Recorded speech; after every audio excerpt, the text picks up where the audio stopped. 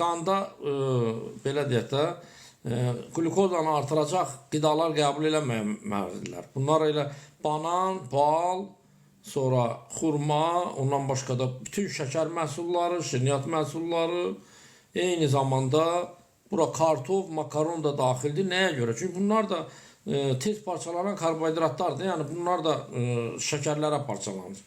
Bax, bu qidalardan yenə təkrar edirəm, həmən o insanlara da bildirirəm ki, söhbət sağlam adamdan getmir. Söhbət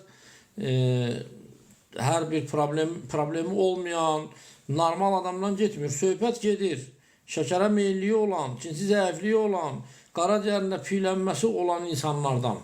Bu adamlara məsləhət görülmür. Başa düşdünmü? Amma öz-özlüyündə o məhsullar xeyirli məhsullardır. Banan da, bal da, xurma da. Amma belə hallarda onları qəbul eləmək məsləhət deyil.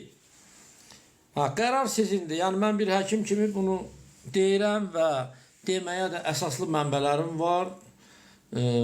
Son araşdırmaların nəticələrini deyirəm və bunu bir daha təsdiqləyirəm və məntiqlə də belədir.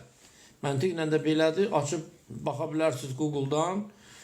Glikemik indeks deyilən bir şey var. Yəni, qanda hər bir məhsulun şəkəri nə qədər qaldıra biləcəyini göstərən bir göstərici var. Və görərsiniz ki, balın da, xurmanın da, bananın da bu glikemik indeksləri böyüdür. Burada çoxlu miqdarda sadə şəkərlər var. Yəni, bunlar qanda şəkəri kəskin qaldırır. Nəticədə insülinin də artmasına səbəb olur. İnsülin də artanda testosteronu vurur. Yəni, çox sadə bir mexanizmdir. Yenə də mən öz dediyimi deyirəm. Başa düşən insanlar başa düşür.